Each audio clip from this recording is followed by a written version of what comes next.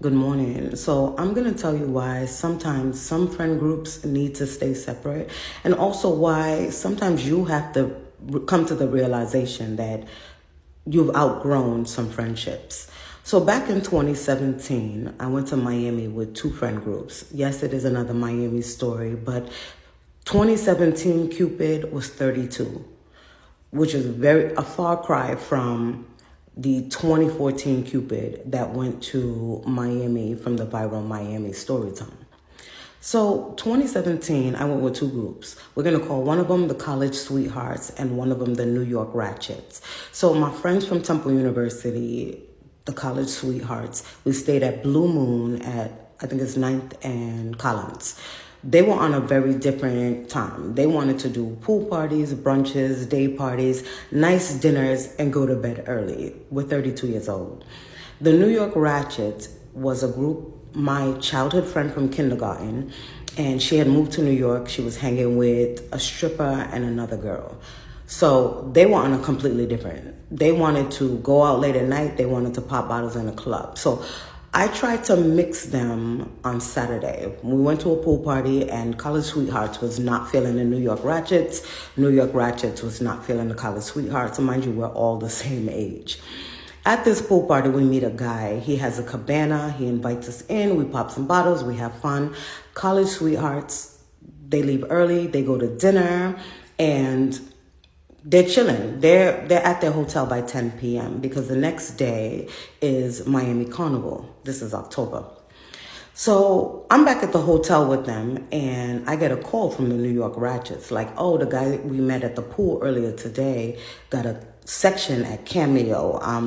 Cameo used to be at 15th and Washington. I think it's closed now. And so I said, all right, bet. I get ready. I meet them at Cameo for 1 a.m. And they're already drunk. All of the chasers is gone. They're drinking Hennessy straight, like they're trying to put hair on their chest, right? Now, I'm not a big drinker. For context, I'm only 5'3". I can't drink too much because I don't have enough body for it to pass through me. Like, the smallest of shots, I'm going to be drunk. So if there's no champagne, if there's no gin, I'm drinking water. So I'm sitting there nursing my Voss water. And they're taking shots of Hennessy so that they can finish it before the club closes at 2. Now, childhood friend, me and her, like our relationship is off and on because I don't see her. She lives in New York. So her friend, the stripper, does not like me. She can't stand me. She's 5'9", and she has a proverbial chip on her shoulder. She's one of those, what are you looking at kind of girls. Like, she starts to try to intimidate people, and she likes to be aggressive with people, and it don't work for me. And it don't work on me because I'm not easily intimidated. So she couldn't stand me. Because for me, that chip eventually is going to get knocked off. You're going to buck up with the right person and learn your lesson, and that night was the night.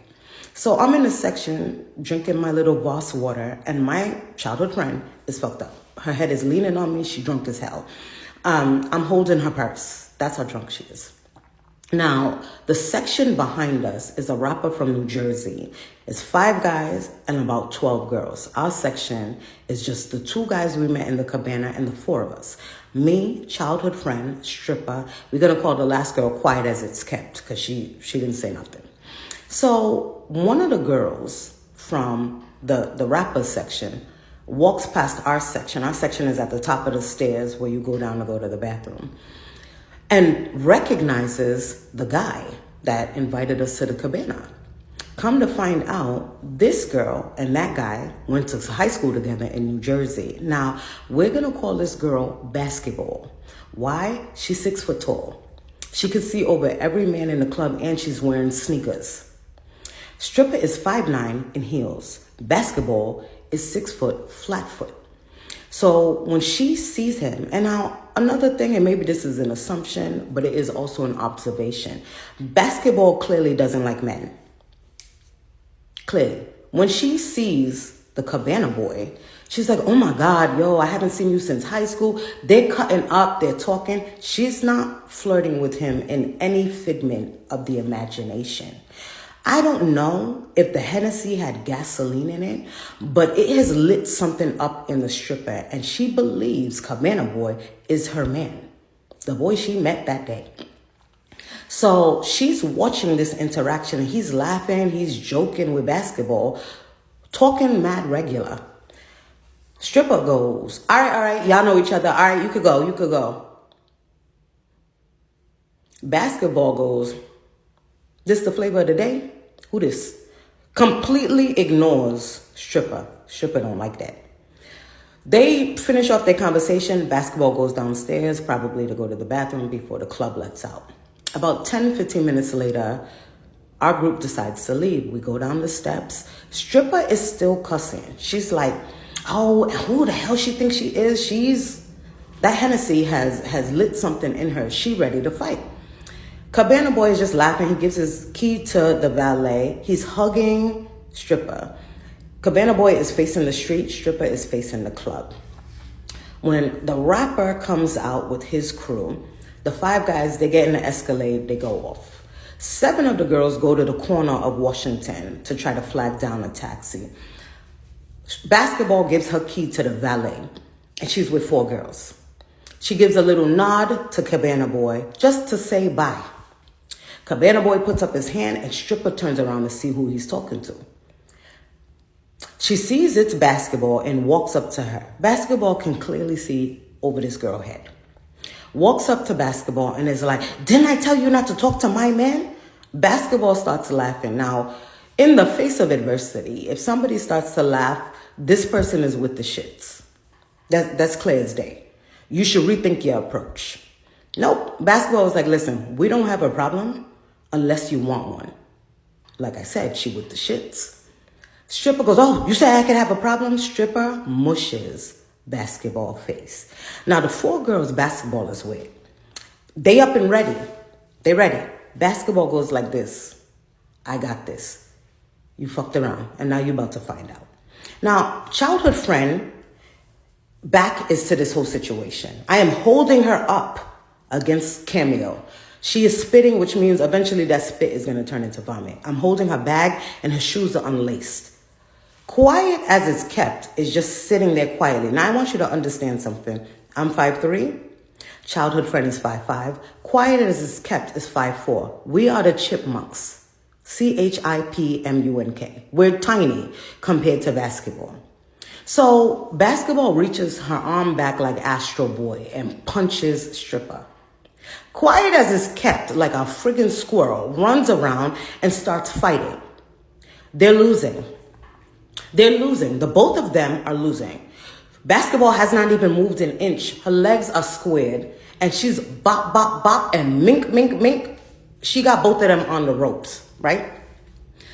Knowing that they're losing, Stripper calls to childhood friend, and I hold her up against a building. I'm like, she started it. I'm screaming at her. Leave. I'm too old for this. I'm 30 friggin' 2 to be fighting in South Beach on the street. I'm not going to let you get whooped because now, as I look over, Basketball has beat Stripper out of her shoes.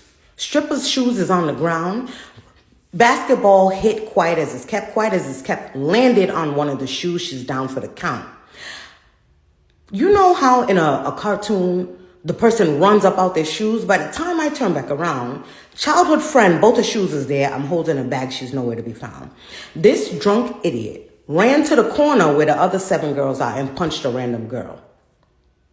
Now we're in a melee. Our car pulls up. I throw her shoes and bag into the car. Quiet as it's kept is down. The driver from our car picks her up and puts her in the car. I'm going to the corner to go get childhood friend, and I have to duck because Basketball picks up Stripper's other shoe. Stripper has braces and hits her straight in the mouth. The braces disconnect. I've never seen it in my life. It looked like a wire hanger was hanging out her mouth. I get to the corner to grab childhood friend from behind. The girl she hit landed in the street, half on the sidewalk, half her feet in the car, and a taxi ran over her legs. All I saw was broop, broop. I get childhood friend into the car. All of us are in the car, Stripper bleeding from the mouth. Quiet as is kept. First word she says to me is, can you look at this? Lifts her ear. There's a hole above her ear. I go to the driver. We got to go to the hospital. She has a hole above her ear leading to her brain open.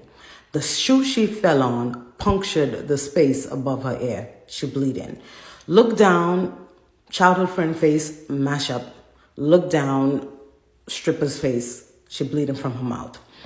The driver is trying to put in the GPS closest hospital, which is Mount Sinai up at like 42nd.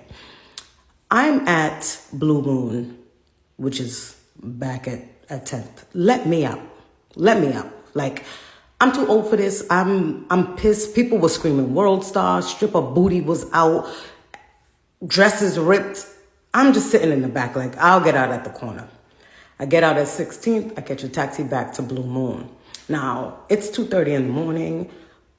College sweethearts are sleeping peacefully in their bed. And I look around and realize, like, sometimes some friendships, it's just too much. Wake up in the morning and I try to call childhood friend. Her phone is off. She must have spent the night in the hospital. I don't know. We go and have brunch. College sweethearts want to do the tame stuff. We have brunch. We eating breakfast at Big Pink. We get dressed. We go to the carnival. Now, my phone is not working out there. It dies probably. We were there from like 11 a.m. to 6. Get back to the hotel. College sweethearts, I tell them the story. They're like, yeah, I don't want them girls around us ever again for the rest of the weekend. Childhood friend, me and her share a childhood friend. It used to be the three of us growing up.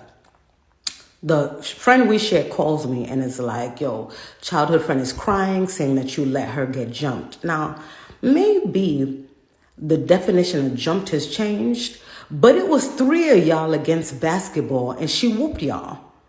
In all actuality, y'all was trying to jump her and you lost. So I tell our mutual childhood friend, listen, she was very drunk. They all were. I said, but you know me, I don't drink. So I, with a sober mind, can tell you exactly what happened. I give her the rundown and she's like, that stripper girl is going to get her in trouble. After this weekend, me and childhood friend don't talk for 2 years. She hits me up randomly and it's like, hey, hon, like, I know what happened. I want to talk to you. I said, all right, bet. She goes, you know, me and childhood friend, me and stripper, our friendship is done. I said, oh, really? Why? She goes, yo, she's always trying to fight everywhere we go in New York. Eventually, she's going to run into somebody with a pew-pew or a shank-shank. I said, yeah. And then that was it. But me and childhood friend relationship or friendship wasn't the same after that because we too old for this. Yeah, sometimes the friendships got to be separate. Sometimes they got to end.